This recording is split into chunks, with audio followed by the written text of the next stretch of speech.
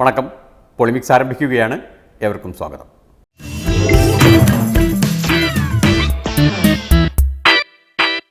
ഓണവും പെരുന്നാളും ഒന്നിച്ചു വരുമ്പോൾ തീർച്ചയായും മനുഷ്യരെല്ലാവരും ഒന്നുപോലെയാണ്. അപ്പോൾ പിന്നെ കോൺഗ്രസ് എന്നോ മാർക്സിസ്റ്റ് എന്നോ വ്യത്യാസമില്ല.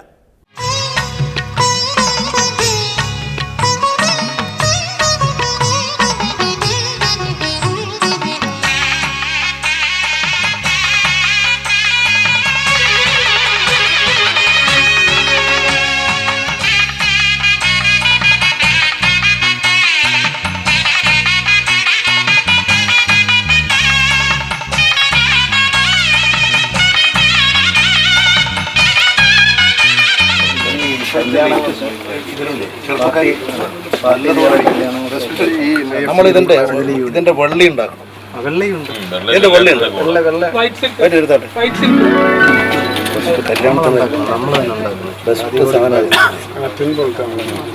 കല്യാണത്തിന്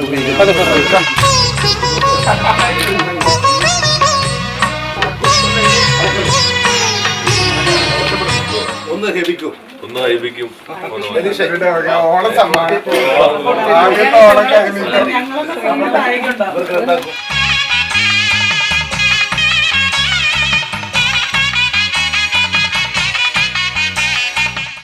നിങ്ങളിവിടെ നമ്മുടെ സാരി റൂമിൽ ഒരുക്കിയിട്ടുള്ള സാരി സ്ത്രീകളെല്ലാം ഒന്ന് പോയി കാണണം. വാങ്ങുന്നില്ലെങ്കിൽ നിങ്ങളൊന്ന് പോയി കാണണം. കണ്ടാൽ നിങ്ങളത് രാജ്യത്ത് മുഴുവൻ നിങ്ങൾ കുറെ ആളുകളോട് പറയും. അത് തന്നെ നമ്മുടെ വ്യാപാരത്തെ വർദ്ധിപ്പിക്കാൻ സാധിക്കും. കാണുന്ന നിങ്ങൾ ഇന്ന് വാങ്ങാൻ കൈവശം ഇപ്പോൾ കാശില്ലെങ്കിലും നാളെ വന്ന് നിങ്ങൾ വാങ്ങും. രാജീവിനും ഹൈബിക്കും ഷർട്ട് വാങ്ങി കൊടുത്തപ്പോൾ കൂടെയുള്ള മഹിളാ നേതാക്കളുടെ കാര്യം ജയരാജേട്ടൻ ഓർക്കാഞ്ഞിട്ടല്ല കേട്ടോ. വില കേട്ടപ്പോൾ കൈ പൊള്ളി പിന്മാറിയതാണ്. ഖാദിയുടെ അത്ര ലളിതമല്ല ഖാദിയുടെ വില.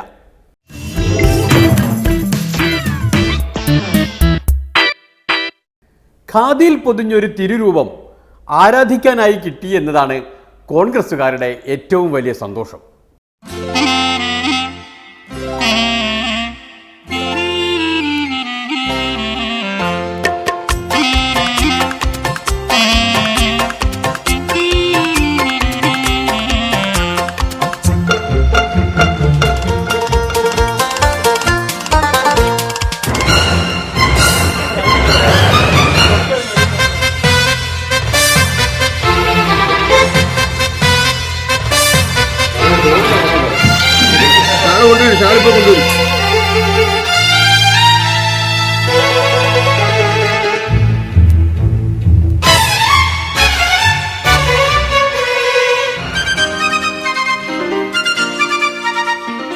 ഉമ്മൻചാണ്ടി സാറിനെ സംബന്ധിച്ച് ഞാൻ 2 വർഷമായിട്ട് ഒരു 3-4-5 പ്രാവശ്യം ക്യാമറയായിട്ട് ചെന്നിട്ടുണ്ട്. അദ്ദേഹത്തിന് നിന്ന് തരാനായിട്ട് 1 മിനിറ്റ് നിൽക്കാൻ പറ്റുന്നില്ല. അതുപോലെ തിരക്ക് അനുഭവിക്കുന്നത് ഞാൻ കാണുന്നുണ്ട്. ഈ സമയത്ത് ഏതാണ്ട് എന്നോട് 9 മണിക്ക് രാത്രി വരുമെന്ന് പറഞ്ഞു. വന്നപ്പോൾ 11 മണിയായി. ഞാൻ ഫോട്ടോ എടുക്കാൻ കിട്ടുമ്പോഴത്തേന് 12 മണിയായി. ആ സമയത്ത് കണ്ണൊക്കെ തൂങ്ങി, ഉറക്കം തൂങ്ങി. എന്നിട്ടും ഞാൻ വിളിച്ചപ്പം വന്ന് 10 മിനിറ്റ് നിന്ന് തന്നു. അപ്പം ഇങ്ങനെ കണ്ണൊക്കെ അടഞ്ഞു പോകുന്നുണ്ടായിരുന്നു. ഞാൻ പിന്നെ ആ കണ്ണൊക്കെ നേരെയാക്കി ആ ചിരി വരുത്തി കുറേ വർക്ക് ചെയ്താണ് എടുത്തിരിക്കുന്നത്.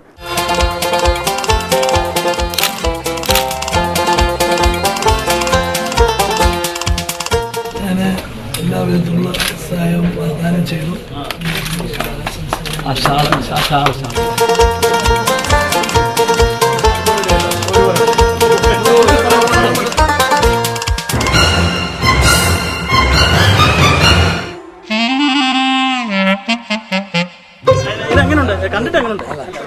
ഞാൻ പറഞ്ഞല്ലോ, അത് ബേബി അലക്സിന്റെ ഒരു കലാരംഗത്തെ അദ്ദേഹത്തിന്റെ ഒരു മികവ് തെളിയിച്ച ഒരു സംരംഭമാണ്. അദ്ദേഹത്തിന് എല്ലാവിധ ആശംസകളും.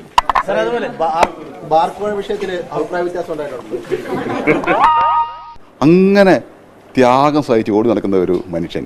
ഞാൻ നോക്കിയപ്പോഴത്തേക്കിന് കേരളത്തിൽ നിന്ന് ചെയ്യാനായിട്ട് ഏറ്റവും യോഗ്യത അർഹതയുള്ള ഒരു വ്യക്തിത്വം. അതുകൊണ്ടാണ് ആദ്യമായിട്ട് ഉമ്മൻചാണ്ടി സാറിനെ ഞാൻ ചെയ്യാനായിട്ട് തീരുമാനിച്ചത്. കേരളത്തിൽ നിന്ന് കോൺഗ്രസിന് കിട്ടിയ ആദ്യത്തെ വിഗ്രഹത്തെ വണങ്ങിക്കൊണ്ട് മറ്റൊരു വിശുദ്ധന്റെ തോട്ടത്തിലേക്ക് കടക്കുകയാണ്.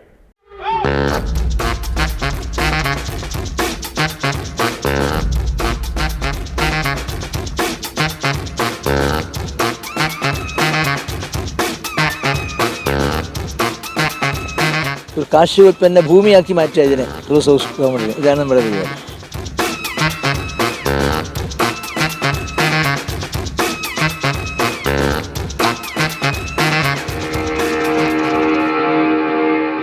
കഴിയാവുന്ന പ്രദേശങ്ങളിൽ ഇങ്ങനെ കൃഷി നടത്തുക. നമുക്ക് ജൈവ കൃഷിയായിരിക്കും മിക്കവാറും നല്ല ജൈവ കൃഷി സംവിധാനമാണ് അത്. ഈ പ്രദേശങ്ങളിലെല്ലാം എങ്ങനെ ചെയ്യാൻ കഴിയുമോ അതിനെക്കുറിച്ചൊക്കെ കൃഷി വകുപ്പിൻ്റെ ഉദ്യോഗസ്ഥന്മാർ ഇവിടെയുണ്ട്. അവരൊക്കെ ആലോചിച്ച് ഇവിടെ സ്റ്റാഫ്, നമ്മുടെ സുഹൃത്തുക്കൾ, എല്ലാവരും കൂടി ചേർന്ന് ഒരു കാർഷികോൽപ്പന്ന ഭൂമിയാക്കി മാറ്റുക ഇതിനെ ടൂറിസ്റ്റ് ഹൗസ് ഗവൺമെൻറ്റിന്. ഇതാണ് നമ്മുടെ പരിപാടി. കൃഷിമന്ത്രി VS സുനിൽകുമാറാണ് കടന്നപ്പള്ളിയെ പ്രേരിപ്പിച്ചത് എന്ന് സുനിൽകുമാറിന് വേണമെങ്കിൽ വിശ്വസിക്കാം. എല്ലാ CPIക്കാർക്കും വേണമെങ്കിൽ അങ്ങനെ വിശ്വസിക്കാം. അത് പക്ഷേ വിശ്വാസം മാത്രം, വിത്ത് വേറെയാണ്. അല്ല, വെണ്ടയ്ക്കൊക്കെ നന്നായിട്ട് ഇപ്പോൾ നിങ്ങൾ കാഞ്ഞൂർ പോയാൽ ഇപ്പോൾ വലിയ തോട്ടമാണ്. വെണ്ടയ്ക്ക് മാത്രം ഇങ്ങനെ നിൽക്കുകയാണ്. വെണ്ടയ്ക്കൊക്കെ നമ്മുടെ വെണ്ടയ്ക്ക് തന്നെയാണ്. ഇപ്പോൾ കഴിഞ്ഞ ദിവസം എളമക്കരയിൽ നിന്ന് നമ്മളൊരു ജൈവ ഷാഹുലിൻ്റെ അവിടെ നിന്നൊരു പത്മജൻ്റെ അടുത്ത് ഒരു ജൈവ കപ്പ, അത് വലിയ JCB കൊണ്ടുവന്ന് പറക്കേണ്ടത്, അത്രയും വലുത് 3 എണ്ണം. ഇപ്പോൾ ജൈവമാണോ എന്ന് സംശയം. അത്രയും വേറൊന്നും ചേർത്തിട്ടില്ല. അപ്പോൾ നല്ല വലിപ്പമുള്ളത് ഇതിൽ തന്നെ വരുന്നുണ്ട്. എറണാകുളത്തൊക്കെ CPM വളമിടാതെ തന്നെ വളരുന്നുണ്ട് അത്രേ. എന്നാൽ CPIയുടെ കാര്യം അങ്ങനെയല്ല. രാസവളവും കീടനാശിനിയും എന്ന് വേണ്ട എല്ലാ കൃത്രിമ മാർഗങ്ങളും ഉപയോഗിച്ചാണ് അവർ പാർട്ടി വളർത്തിയെടുക്കുന്നത്. CPMൽ നിന്ന് കൊമ്പ് വെട്ടിക്കൊണ്ടുപോയി CPIയിൽ വെച്ച് പിടിപ്പിക്കുന്ന പതിവുമുണ്ടത്രേ. ഇതെല്ലാം എങ്ങനെ നേരിടും? നമ്മളിന്ന് പച്ചക്കറിയിലാണല്ലോ കേന്ദ്രീകരിച്ചേക്കണത്. അപ്പോൾ ഓണത്തിന് നല്ല സന്ദർഭത്തിൽ എങ്ങനെ ഈ പച്ചക്കറി മേള നന്നായി നടത്താം, അതിനാവശ്യമായി പിന്തുണയാണ് വേണ്ടത്. പിന്നെ CPIയുമായിട്ട് എന്തെങ്കിലും പ്രശ്നം ഉണ്ടെങ്കിൽ അപ്പോൾ ഞങ്ങൾക്ക് പറയാനുള്ള ഞങ്ങൾ പറഞ്ഞു വെച്ചിട്ടുണ്ട്. പിന്നെ 2 പാർട്ടികൾ ഒന്നിച്ച് ചേർന്ന് പ്രവർത്തിക്കുന്ന പാർട്ടികളാണല്ലോ. ഞങ്ങൾ ഒന്നിച്ച് ഇരുന്ന് സംസാരിക്കുന്ന ഒത്തിരി സന്ദർഭങ്ങളുണ്ടല്ലോ. ഇനിയിപ്പോൾ എന്തെങ്കിലും ഉണ്ടെങ്കിൽ ഞങ്ങൾ ചർച്ച ചെയ്യാവുന്ന പ്രശ്നമേ ഉള്ളൂ. CPIയും CPMും തമ്മിൽ തല്ലി തീർന്നാലും ശരി, പൊളിമിക്സ് ആ വഴി വരില്ല. ജൈവ കൃഷിയിൽ ശ്രദ്ധ കേന്ദ്രീകരിക്കാൻ പോവുകയാണ്. അതിനിടയിൽ പശുവിനെയും പട്ടിയെയും കുളിപ്പിക്കാനുമുണ്ട്.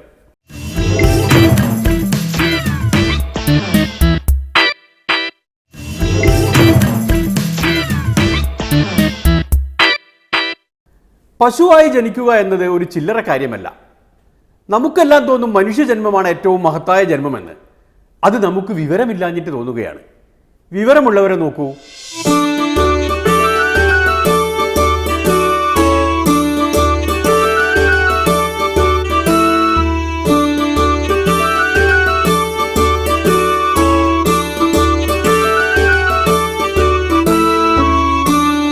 നിയോജകമണ്ഡലത്തിലെ സുന്ദരി കിടാരിമാരിതാ കടന്നു വന്നുകൊണ്ടിരിക്കുകയാണ്. ആ സുന്ദരി കിടാരിമാരുടെ ഓർഡർമാരെല്ലാവരും അതാത് ഭാഗത്ത് രജിസ്റ്റർ ചെയ്ത് അവിടെ തന്നെ നിൽക്കണം.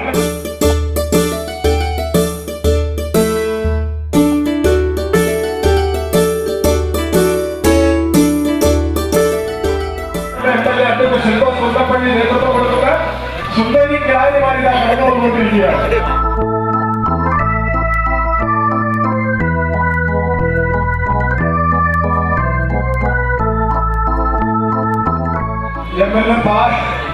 കുപ്പിപ്പാൽ കൊടുത്തുകൊണ്ടിരിക്കുകയാണ്.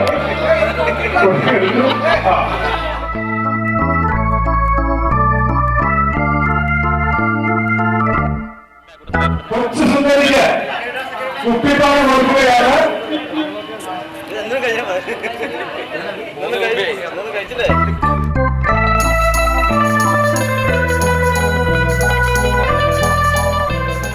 കുപ്പിപ്പാൽ കുടിച്ചുകൊണ്ടിരിക്കുന്നത്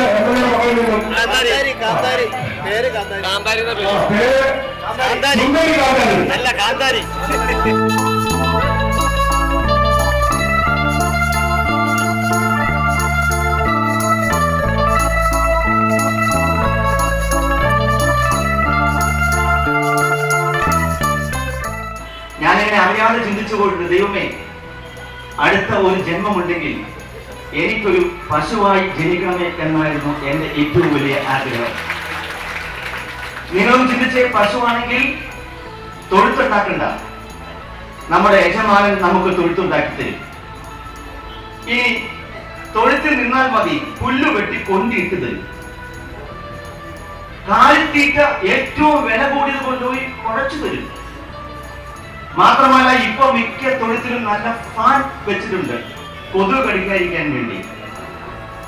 രാവിലെ എണീറ്റാൽ അപ്പി അവിടെ ഇട്ടാൽ മതി. തൻ്റേതല്ലാത്ത കാരണത്താൽ മനുഷ്യനായി ജനിച്ച് കഷ്ടപ്പെടുന്ന ഇദ്ദേഹം ആരാണ് എന്നറിയുമോ?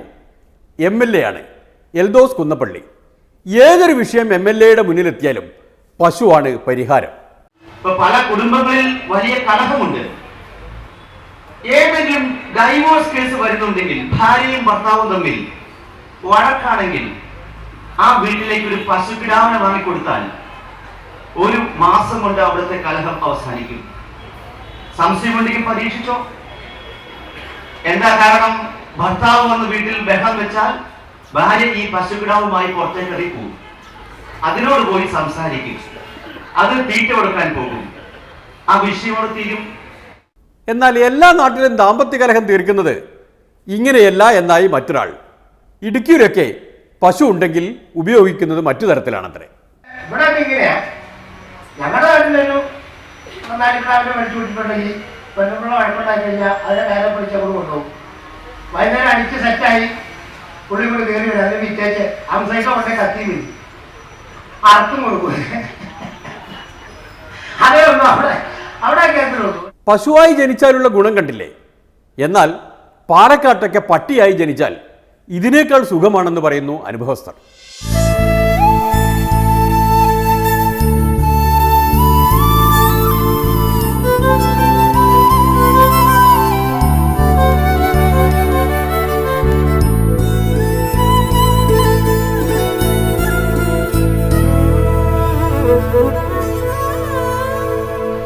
ശാനസൗഹൃദ പാലക്കാട്, ഏറ്റവും നല്ല പേരും നല്ല പ്രോജക്റ്റും. ശാനസൗഹൃദ പാലക്കാടായി ഈ പാലക്കാട് ജില്ല ഒട്ടാകെ, അതാണ് ഈ പ്രോജക്റ്റിൻ്റെ മറ്റൊരു പ്രത്യേകത, ജില്ല ഒട്ടാകെ ജില്ലാ പഞ്ചായത്ത് നേതൃത്വം കൊടുത്തുകൊണ്ട് നടപ്പിലാക്കുന്ന ഒരു പ്രോജക്റ്റ്. മൃഗസംരക്ഷണ വകുപ്പ് മന്ത്രി K. രാജുവാണ് പാലക്കാട്ടെ പട്ടികളുടെ ക്ഷേമം അന്വേഷിക്കാൻ എത്തിയിട്ടുള്ളത്. തെരുവ് നായ്ക്കളെ നിയന്ത്രിക്കുന്നതിന് വേണ്ടിയിട്ട് ഏർപ്പെടുത്തിയിട്ടുള്ള ഈ പദ്ധതി വളരെ വിജയകരമായി നടപ്പിലാക്കണമെങ്കിൽ ബഹുജന പങ്കാളിത്തം ഈ കാര്യത്തിൽ ആവശ്യമാണ്.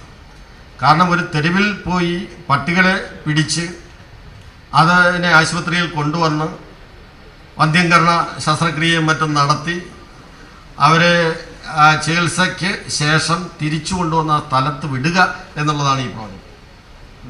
തിരിച്ചു കൊണ്ടുവന്ന ആ സ്ഥലത്ത് വിടുക എന്നുള്ളതാണ് ഈ പ്രോജക്റ്റ്. സ്വാഭാവികമായും നാട്ടിലെ ജനങ്ങളുടെ ഒരു പങ്കാളിത്തവും അവരുടെ ഒരു അറിവും അവരുടെ ഒരു ഇൻവോൾവ്മെൻറ്റും ഒക്കെ ഇല്ലെങ്കിൽ ഈ പദ്ധതി പാളിപ്പോകും. തെരുവ് നായ്ക്കളെ നേരിടാനുള്ള പദ്ധതി പാളിപ്പോയാൽ ആകെ കുഴപ്പമാണെന്ന് പാലക്കാട്ട് നേരത്തെ തെളിഞ്ഞതാണ്. യൂത്ത് കോൺഗ്രസുകാർക്ക് എങ്ങാനും പ്രതിഷേധം വന്നാൽ പിന്നെ പേപ്പട്ടികളെ പോലെയാണ്.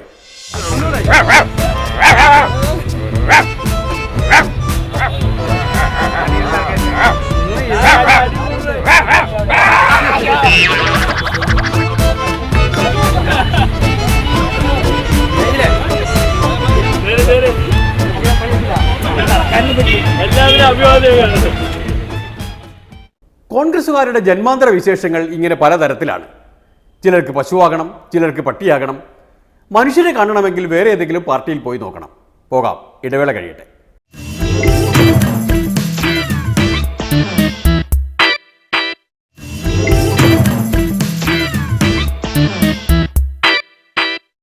മനുഷ്യനെ മറ്റു മൃഗങ്ങളിൽ നിന്ന് മാറ്റി നിർത്തുന്നത് വിശേഷ ബുദ്ധിയാണല്ലോ.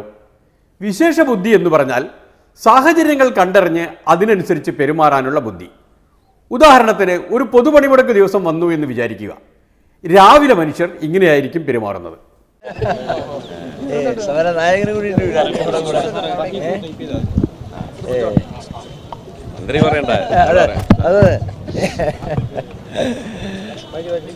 ഞാനിന്ന് പണിമുടക്ക് സമരത്തിന്റെ ഭാഗമായിട്ട് അതിന്റെ ഇവിടുത്തെ പരിപാടിയിൽ പങ്കെടുക്കാൻ വന്നതാ. മിനിസ്റ്റർ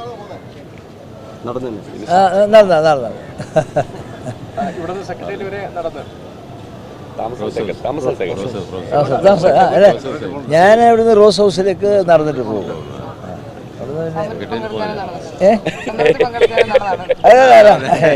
സമരം നടക്കുന്ന സന്ദർഭത്തിൽ തീർച്ചയായും സെക്രട്ടേറിയറ്റ് പണിമുടക്കാണല്ലോ. ഇല്ല, അല്ല അവിടെ പണിമുടക്കായതുകൊണ്ട് തുറന്നിട്ടില്ലല്ലോ. ഓഫീസ് തുറന്നിട്ടില്ല, തുറക്കുന്നില്ല. പണിമുടക്കിലായതുകൊണ്ട് എല്ലാവരും ഒരുപോലെ പണിമുടക്കിലായതുകൊണ്ട് അവിടെ പിന്നെ ഓഫീസ് മാത്രം തുറക്കുന്നത് ശരിയല്ലാത്തതുകൊണ്ട് അങ്ങോട്ട് പോകുന്നില്ല. ഞാൻ അവിടെ നടന്ന് എൻ്റെ വസതിയിലേക്ക് പോകും. പിന്നെ അവിടെ വെച്ച് ഞാൻ വിചാരിച്ചു ശരി, ഇതാണ് ഓ.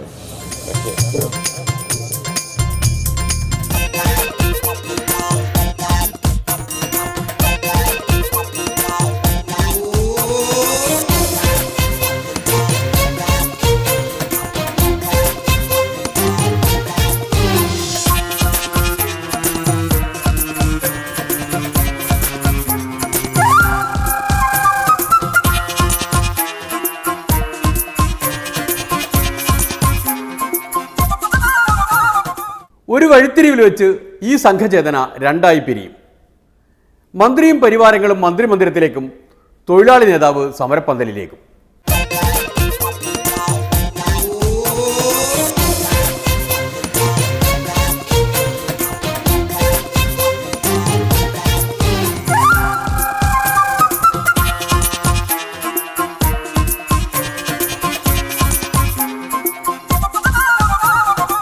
അത് രാവിലെ സമരം ചൂടായി വരുന്ന നേരത്ത്.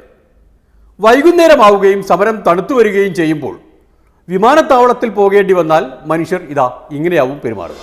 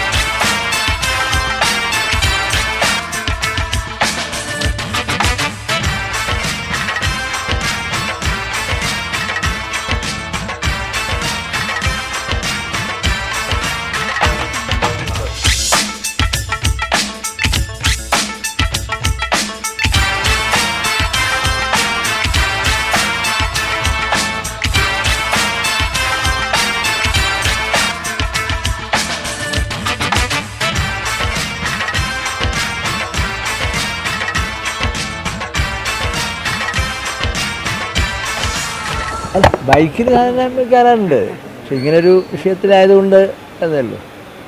അത്യാവശ്യം ബൈക്കിൽ കയറാറുണ്ട് ഇപ്പോഴും. ഇല്ല, സൈക്കിൾ ഓടിക്കാറ്, ബൈക്ക് ഓടിക്കാറ്, ഓട്ടോറിക്ഷയൊക്കെ ഓടിക്കും. മന്ത്രിയാവുക എന്നാൽ മനുഷ്യജന്മത്തിനുള്ളിലെ മറ്റൊരു ജന്മമാണ്. ശരിക്കും ആധുനിക കാലത്തെ രാജജന്മമാണ് ഈ മന്ത്രിമാർ. നമ്മുടെ മുഖ്യമന്ത്രിയും സഹമന്ത്രിമാരും അമൃതേത്ത് കഴിക്കുന്ന വെള്ളക്കൊട്ടാരം ഒന്ന് കണ്ടു നോക്കൂ.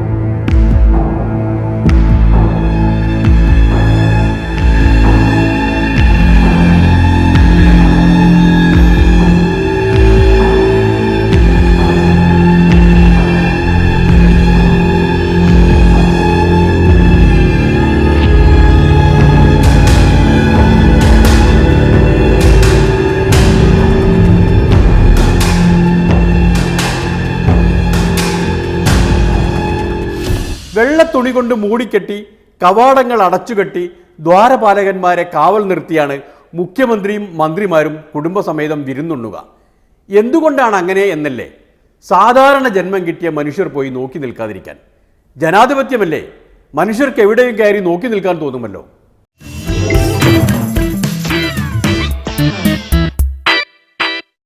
ഏതായാലും ജന്മാന്തര രഹസ്യങ്ങൾ കണ്ടുകഴിഞ്ഞ സ്ഥിതിക്ക് പൊളിമിക്സ് ഇവിടെ അവസാനിക്കുകയാണ്. ഇനി കാണും വരെ നന്ദി, നമസ്കാരം.